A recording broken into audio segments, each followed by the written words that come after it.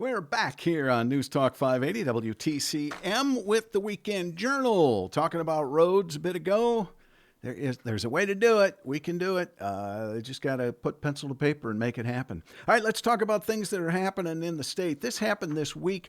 It's got to get through the Senate, and then the governor's got to sign it. It's probably not going to happen, but this was more of a statement vote, really. The Republican-controlled House repealed a bill that was put into place last term under Democratic control that basically gave the Public Service Commission control over okaying wind and solar, mass solar projects, right? Took it away from local zoning.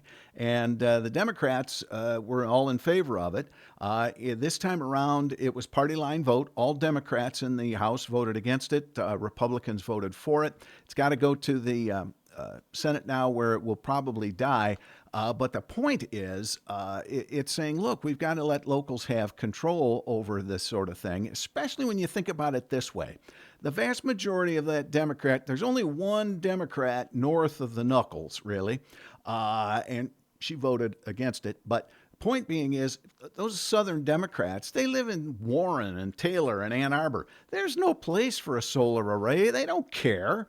But here in the north, we have lots of land, and they want to put those solar arrays here. Well, you know, it's worth discussion. Locals should have a say in it, but the Democrats don't think so.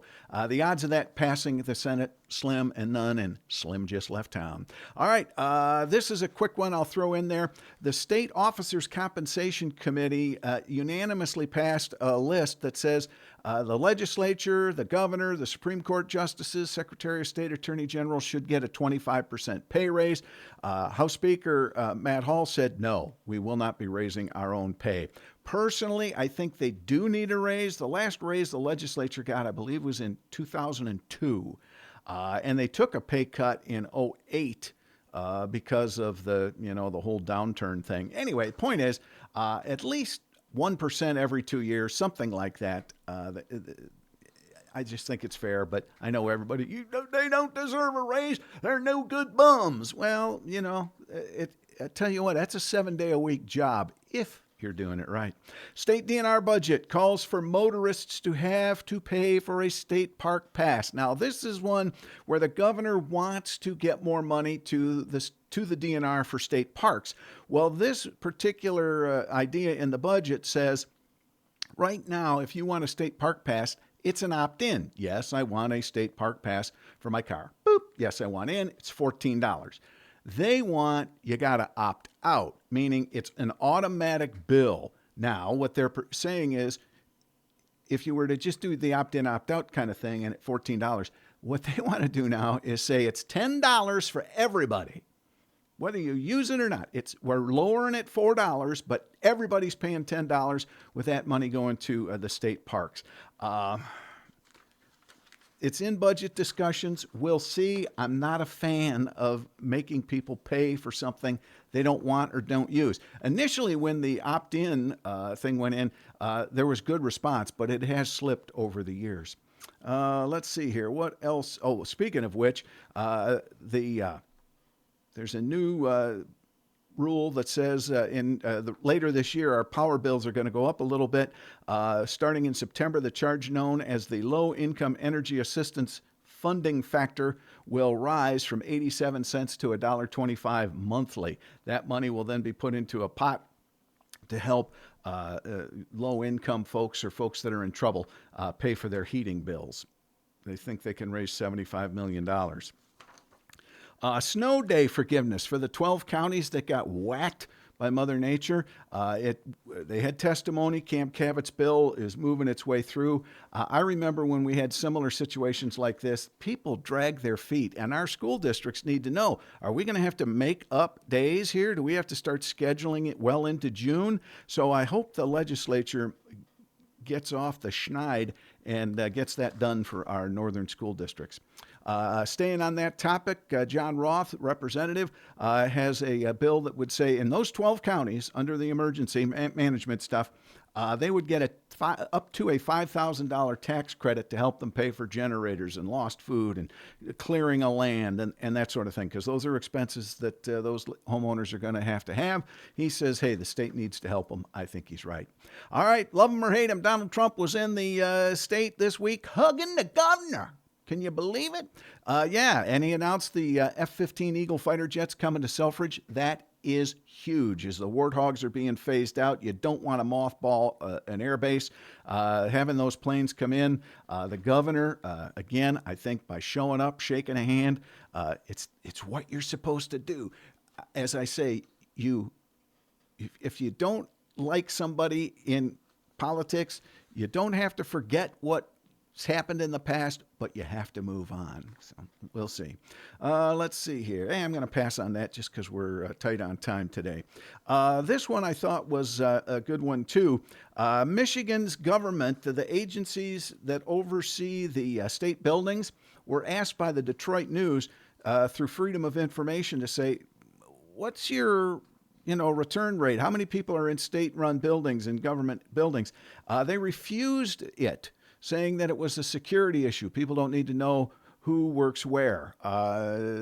Matt Hall said he vows to bring state workers back, but according to the Detroit News, they've had their Freedom of Information requests denied. The most transparent administration ever. That's what Governor Whitmer said when she came into office, but it isn't really happening.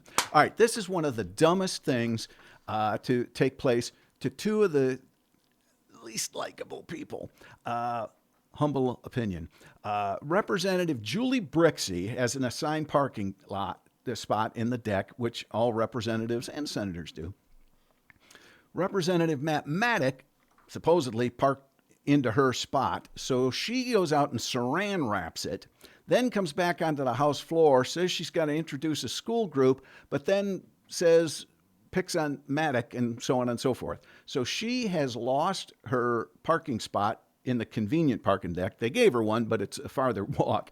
And they took her speaking privileges from the floor for at least a while. Why? Because she lied to get onto the floor. This is, you got the far right, you got the far left. Brixey's on the far left, Maddox on the far right there. It's amazing how much these two are actually alike.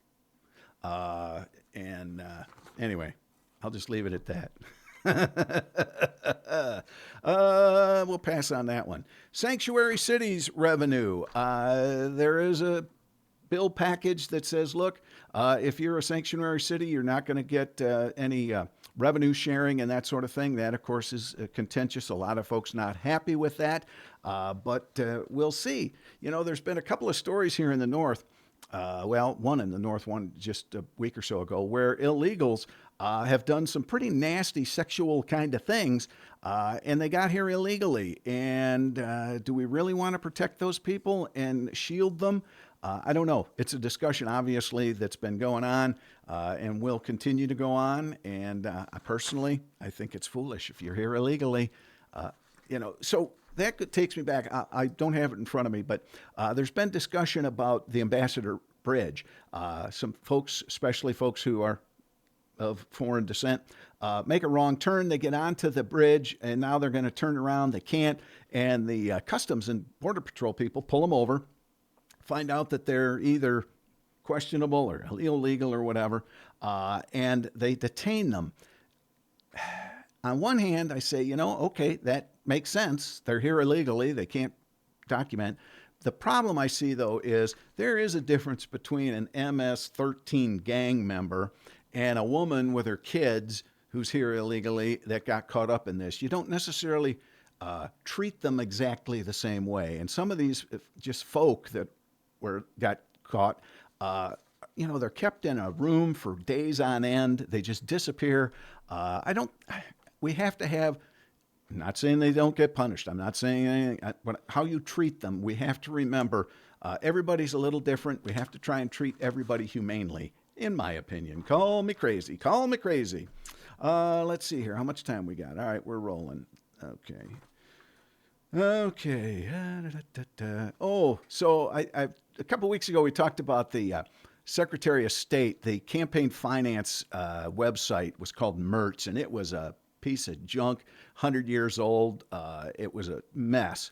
Well, for transparency, finding out what donations are to candidates and whatnot, Benson and her crew put $9.2 billion into a system, and they rolled it out, and it doesn't work. And now they're saying, well, we'll have it up and running completely by June or July. A lot of folks who have to use it are saying they should have just stuck with Mertz till they had the thing up and running. You got to wonder what thinkology goes into those kinds of decisions to put something online that doesn't work. At least the old system, even though it was junk, people knew how to navigate it. Oh, Lordy. Okay, we've talked about earmarks, pork. And the House put in a House rule that says, hey, if you're going to offer pork, we got to know what it's for, who's asking for it, and what benefit does it cause for your local community. Well, that deadline was a week ago now. Legislators have requested more than $4 billion from 350 or 530 requests to be negotiated in this year's budget. All of them won't make it, but there you go. There is transparency there. So now if an earmark does get passed, you're going to know that it came from Rep. So-and-so, and I think that's good, as opposed to who got that money? Where did it come from? And was it just some back channel deal? No, it's got to be, according to the House, it's got to be upfront and on paper. The Senate did not agree to that, so we'll see how it all plays out, but keep an eye on it. This is an interesting one, too. Senate Democrats are renewing efforts to expand the window of when victims of sexual crime can file legal action in Michigan. They want to up it by quite a bit. Under the bills, a survivor of criminal sexual conduct could pursue legal action trying to recover damages in court within 10 years after the claim occurred, by their 42nd birthday, or within 7 years of fully realizing they were harmed sexually. There's many who think that sometimes you don't even really understand it or realize that this occurred until years and years later, and we have to be able to allow those people to... But the Democrats allowed that to die in the dumpster fire that was last year's House. We'll pass on that one. The governor, here's a report that says the governor has spent $1 billion in corporate incentives since taking office without much return. I'm going to skip through this because time is short. She has, outcome so far, spent $995 million to create 12.3 billion and created 13,790 jobs at a cost of $76,000 per job. So maybe not the greatest return on investment. This one is interesting. I'm going to just, instead of reading it, just go through it here real quick. Basically, if a law enforcement or first responder type person, or even an individual, is acquitted of murder in a situation where it was a self-defense or law enforcement shooting and someone perished, right now, even if you're found innocent, you can be civilly held responsible by that person's family. This law would say, look, if they're guilty, they're guilty. But once a jury finds them innocent, or there's not enough, because of the fact that they are a police officer, that sort of thing, you would not be able to sue them civilly and haul them into court and ruin them. So that's an interesting discussion, but it sort of makes sense. If you're found innocent, you cannot be hit civilly if you're law enforcement. Update from last show, or a show or two ago. How come so much junk is coming into Michigan from other states? Because our tipping fees are too short. It's like 39 cents a ton, and we're the cheapest around. They want to raise it to $5, but a lot of folks have problems with that. But that's why so much junk is coming in to the state of Michigan every year from other states, even California, because we don't charge enough.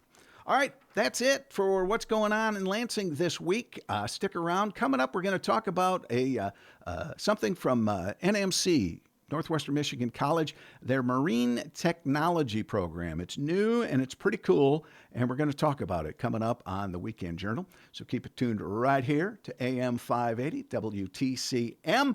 Appreciate it. And don't forget, check out my YouTube channel. It's Jack O'Malley's Weekend Journal, YouTube. We're going to post all the video from this each week, so be on the lookout for that.